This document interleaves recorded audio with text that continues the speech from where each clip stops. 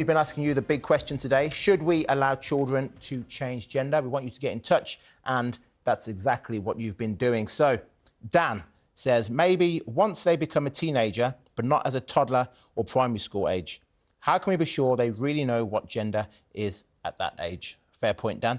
John has said if they want to live as the opposite sex, that's fine, but letting them physically and biologically alter their bodies shouldn't be allowed, not until adulthood, when they can make their own choices.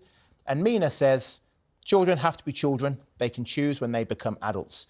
All bang on, all exact common sense, which is what I expect from our talk viewers and listeners. Now, ahead of the publication of a major review into how the NHS should care for children with gender dysphoria, the Prime Minister has warned allowing kids to change their identity is not a neutral act. Rishi Sunak's intervention comes as the report by leading consultant paediatrician Dr. Hilary Cass will determine how the Health Service deals with gender identity in England. Meanwhile, the Department of Education is drawing up its own plans that will stop schools proactively telling pupils that they were born the wrong gender. Joining me is Stephanie Davies-Arai, founder and director of Transgender Trend, an organisation calling for evidence-based care of children with gender dysphoria. Stephanie, is this the right move by the government?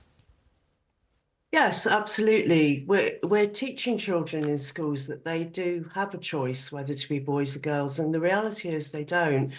So I'd like to see schools, certainly in schools, teachers not telling girls that they're boys or telling boys that they're girls.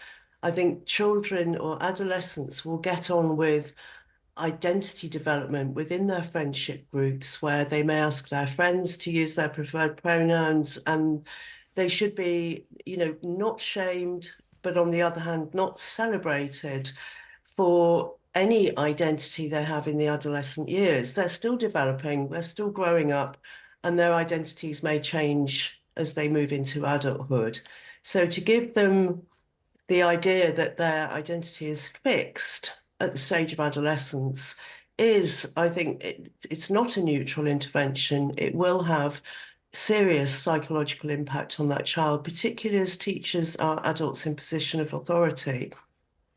Stephanie, where are kids getting these ideas from? These are young kids. We're talking about kids, prepubescent children. I went to school in the 80s and 90s. Not once did I ever encounter any child in any of my school years saying they want to change their pronouns. And now we're seeing increasing cases of this each and every day. And it's really sudden. It's over the past 5 years. Suddenly there are over 60 picture books for prepubertal children as young as 3 years old, telling children that they may be transgender, they may have been born in the wrong body. And this is unheard of. So where they're getting their messages from? School. These books are in school libraries. The teaching resources in schools are teaching children the idea that being a boy or a girl is a matter of how they feel and not their biology, at an age where children haven't yet learned to distinguish between fantasy and reality. They haven't achieved a stable, the understanding that your sex is stable and it doesn't change. So getting children that young is real indoctrination, and it seems to have just been accepted into schools that this is the right thing to do and that this is kind and compassionate and it celebrates diversity.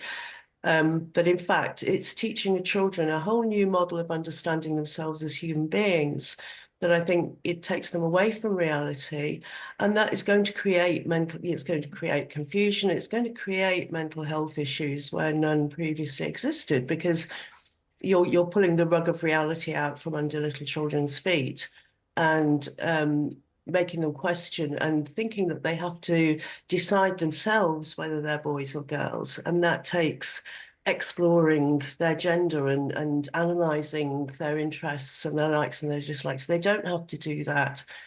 They can't change. So it's to me, it's cruel to teach these things to children that they can't possibly understand and are likely to confuse them and cause them distress. Now, we do know that there's a higher rate of self-harm and sometimes suicide with trans kids, trans children. So I guess we need to be careful not to dismiss every single child who says that they are the wrong gender, because evidently there are some kids for whom that is actually true. I'm not saying that we should dismiss any child and any child's feelings. There are ways, or and teachers are well qualified to deal with all the sorts of issues that children go through.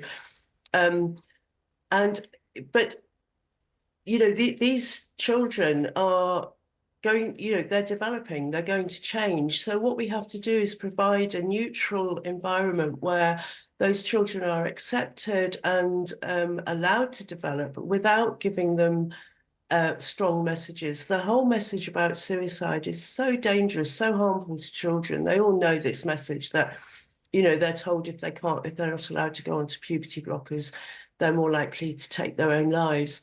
This is a terrible message, to give to children.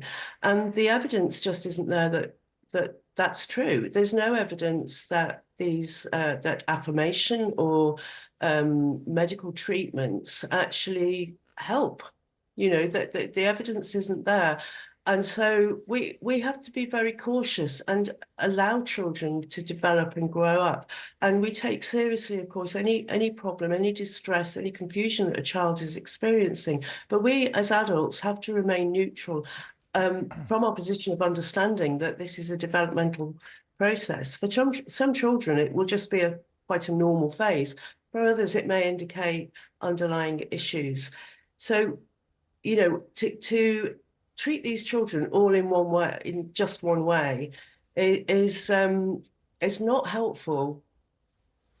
Well, Stephanie, you just mentioned puberty blockers there, which I wanted to touch on, because just last week, US experts warned that some of the long-term effects with those drugs is that they can wither testicles, cause infertility or cancer in boys. And we're seeing in girls that it can actually lower their IQ developments.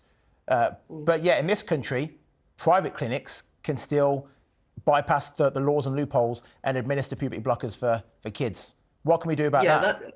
Well, that's a loophole that really needs to be closed. And I think that needs government intervention, because not only are these clinics providing these experimental drugs with no diagnosis, no assessment, but also with no monitoring and follow-up. So that's dangerous. There's no blood tests or any follow-up treatment.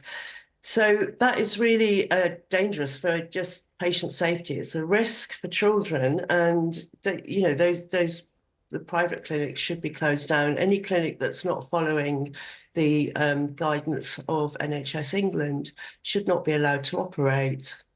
Now, if teachers want to teach our kids sex education, they've got to get parental consent. But there are some schools, despite what Gillian Keegan is saying, how you must tell every parent everything, there are still some schools in this country who are going to push on this gender ideology to kids. They're going to allow little Johnny to go to school and be called little Jenny instead, and not inform parents. To me, that's criminal. If I found out that was happening in my son's school, I'd pull him out.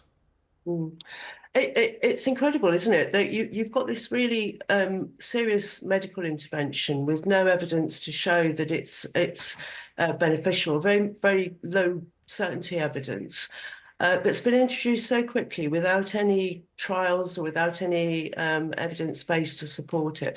And the same thing has happened in schools, where suddenly you've got teachers who are thinking it's kind to tell boys that they're girls or tell girls that they're boys, and to do that behind parents' backs, as you say, and not to understand that that is a really serious psychological intervention into a child's developmental pathway.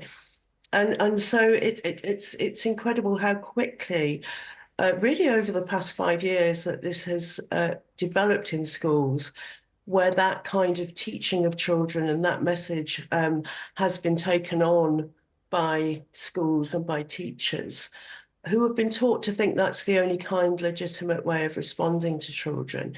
But of course, they're being taught, the adolescents are learning online about being transgender.